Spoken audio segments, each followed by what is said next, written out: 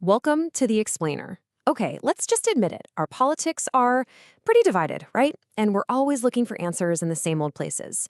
But what if a path to fixing modern democracy was hiding in plain sight, inside an ancient religious text? So that's what we're diving into today. A really powerful idea coming out of a recent discussion with some Islamic scholars. The argument that core principles from the Quran could actually offer a framework for civic life, right here, right now, in America. Sounds big, right? Let's break it down. All right, first things first. To really get our heads around this big idea, we've got to start with the foundation. It all rests on three core pillars: justice, freedom, and faith. And the conversation starts right here with this really powerful verse from the Quran. The key takeaway is how it completely reframes what justice means. It's not just some legal thing. It's a sacred trust, a divine command. And when you think about it like that, suddenly governance isn't about a quest for power anymore. It becomes about a duty to serve. But there's a catch. You can't just have justice on its own. The argument made is that real justice, true justice, is impossible without freedom. And why is that?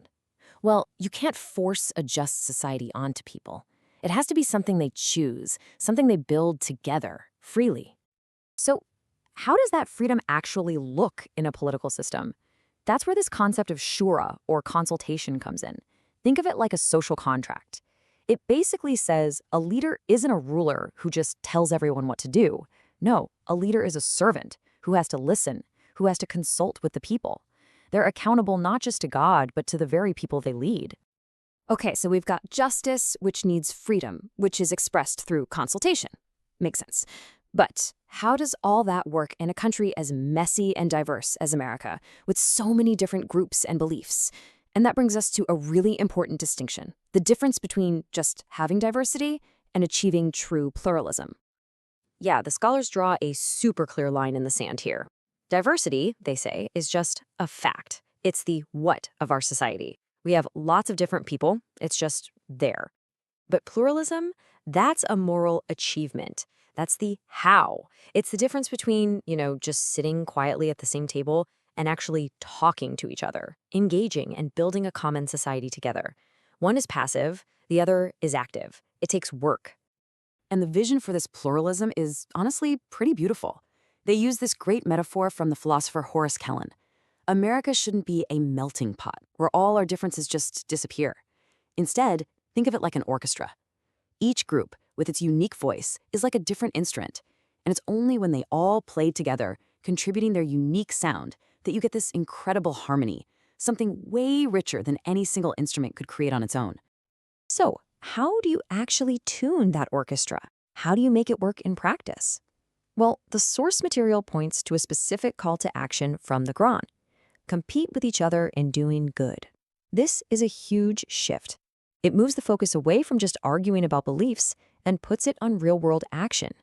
You show your values not by winning a debate, but by rolling up your sleeves and serving your community, your neighbors, no matter what they believe. Okay, that all sounds great in theory, right? Justice, pluralism, serving the community. But does it actually work? I mean, in the rough and tumble, often messy world of American politics? Well, the discussion turns to a fascinating real-world case study. So let's look at Zohran Mamdani's campaign in New York. It's held up as this pluralistic model in action. The guy didn't just campaign in his own community. He went everywhere. He was in mosques, sure, but he was also in synagogues, in churches, in union halls. He was building this incredible coalition across faith, class, and ethnic lines. And how did he do it? By focusing on things everyone cares about, like economic justice and housing. And get this, he won in districts that had previously supported his political opponents. He literally bridged the gap. And his success points to something really interesting, maybe even a major shift in our politics. It suggests we might be getting more comfortable with candidates who are unapologetically rooted in their faith, whatever that faith is, but who can still speak to everyone about our shared problems. We're moving beyond just tolerating difference to actually integrating it and seeing it have a real, tangible impact. But you know how it goes. When you try to build bridges, someone always tries to blow them up. This kind of success, this kind of visibility, it inevitably provokes a backlash. And that creates a huge test. Can this model of pluralism actually stand up to the politics of pure fear? And that fear isn't abstract. The scholars pointed to rhetoric exactly like this. This is a textbook example of Islamophobic fear-mongering. The goal is pretty clear: to divide, to break those coalitions, and to paint an entire religion with the brush of terrorism. So what do you do when faced with that kind of poison? You don't fight fire with fire. A clear framework, a playbook was laid out. First, you condemn the hate directly. You call it what it is.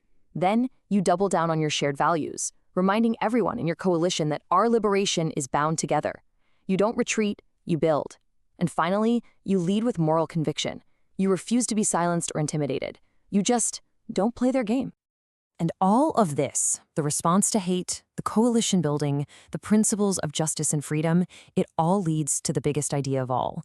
This isn't just about winning an election or representing one community.